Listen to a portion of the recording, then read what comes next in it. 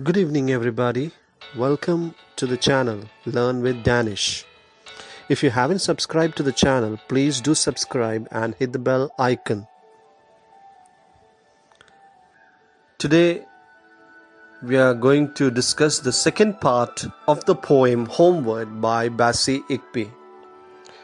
In the last part, we stopped at how difficult Bassey Ikpi felt in conveying her love towards her grandmother. She's really worried about the fact that she could only love her grandmother. She could only express her love towards her grandmother through English alone, which is a language that her grandmother is absolutely foreign, absolutely ignorant of. Let us look at the next stanza. It breaks my heart to realize that I can only love her in English. That's a very poignant statement there, very heartbreaking statement there.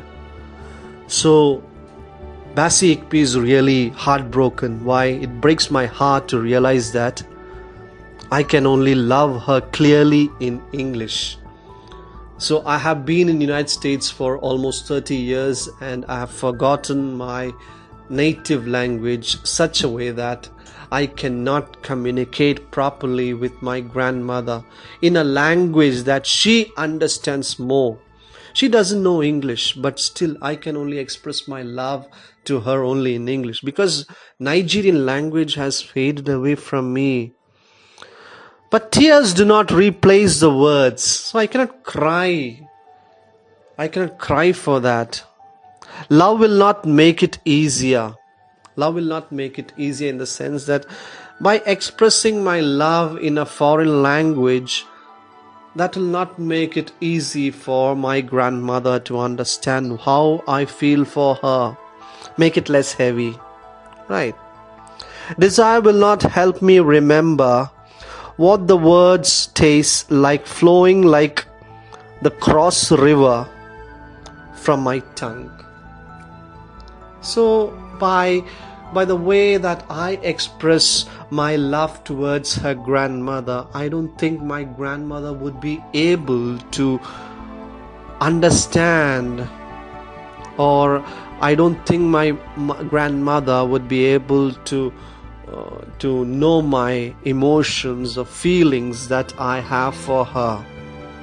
So it is purely an alien language to my grandmother, and I'm really sad at heart. But this is not my only tongue.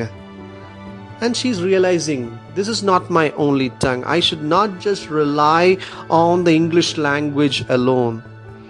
I have earlier said about the issue of language and culture. How does a language denote a culture? How is language associated with the development of culture? So here, now she's realizing, but this is not my only language, only tongue. Insolent and heavy, so it's very heavy for me with the awkward movements of amber waves. East or west, this is not my village. So the way I pronounce my language, my English language, it is awkward for me. It is awkward for me. It is awkward for my grandmother. And I very well understand that this is not my village. And my heart still longs for my grandmother's voice. And inside me, I have always longed for understanding, for communicating in my grandmother's tongue.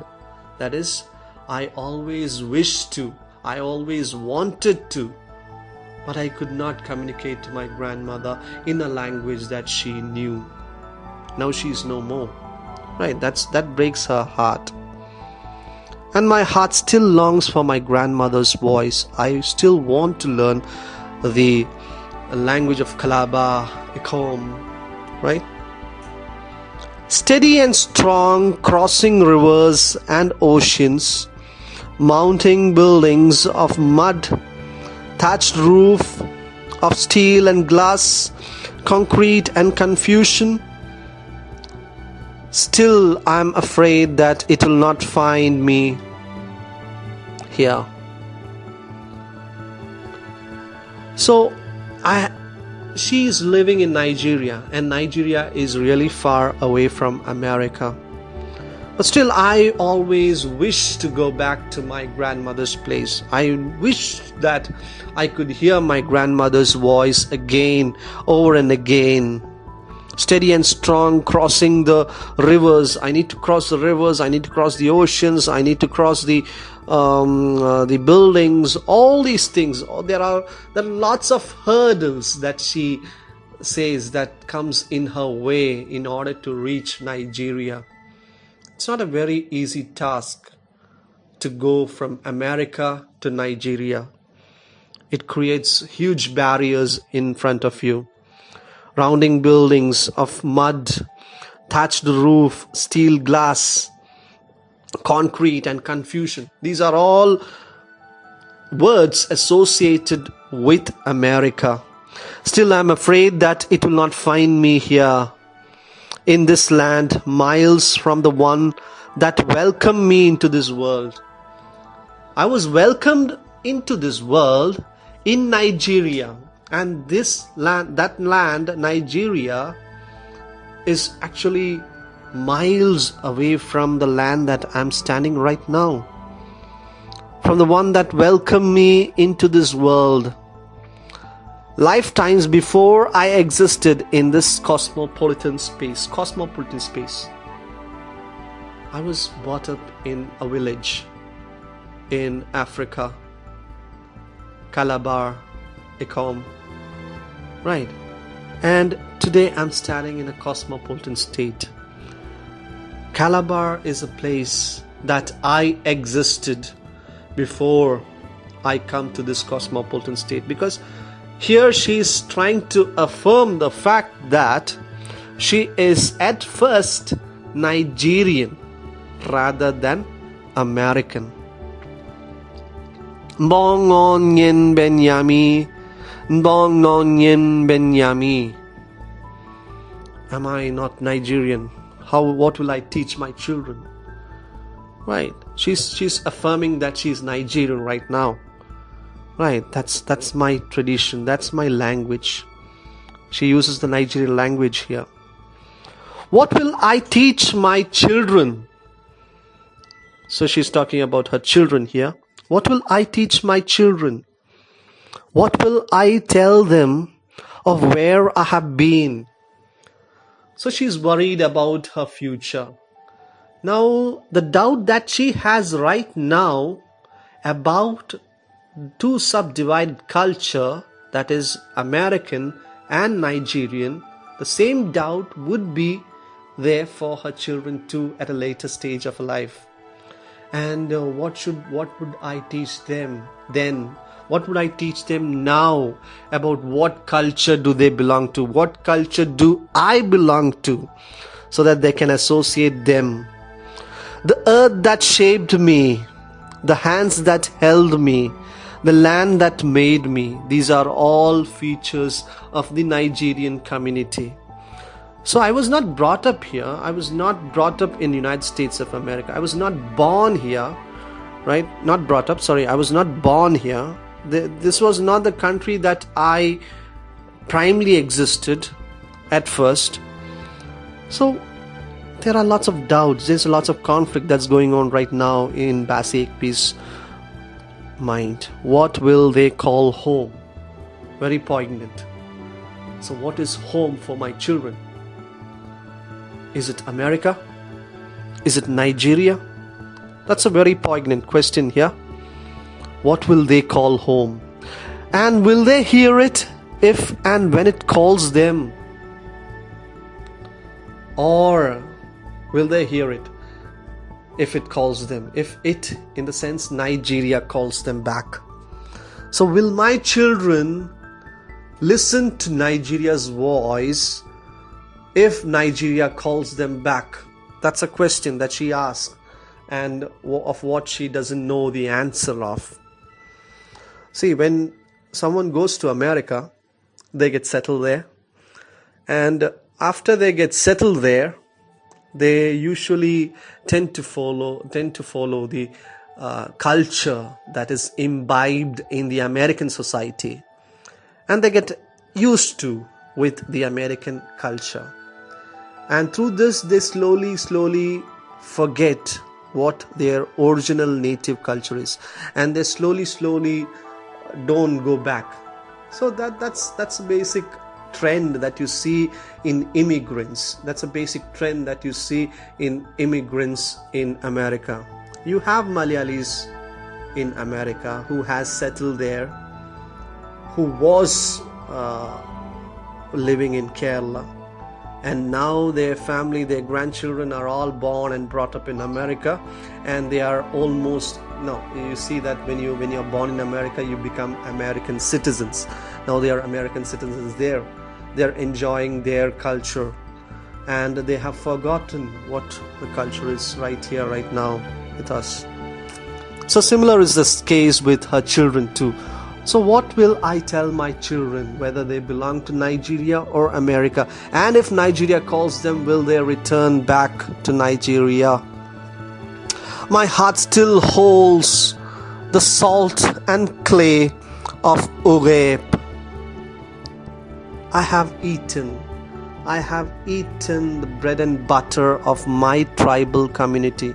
I stayed in Nigeria for the first 4 years of my life, and I have some affiliation towards my community, the tribal community, ugep, that she's talking of. So there is a kind of bondage with me and the tribal community that I belong to. But will that bondage be remaining in my children too? That's the question that she's asking. The strength of a woman isn't lost in me.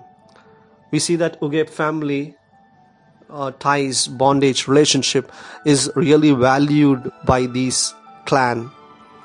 And the strength of our woman isn't lost in me. Even though you're suppressed as a female in European settlements, right? You have lots of oppressions by the females, by the males in America during the 1960s and 1980s, right? But that is not the case with the Eastern community or the African community. They are still strong, and there is the strength of a woman inside me.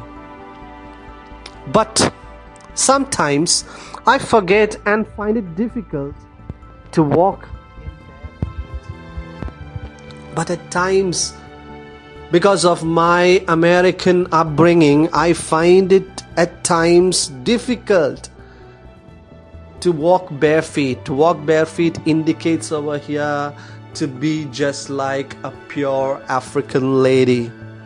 I sometimes have a certain kind of ego that comes into my mind, and that is the conflict that she has in her mind. Afraid to remember what history feels like, dust covered and peeking from brown toes. So I'm really afraid to remember the situations of the Africans here in America. Right, they have been oppressed all throughout history in America. Right, but now I realize that I have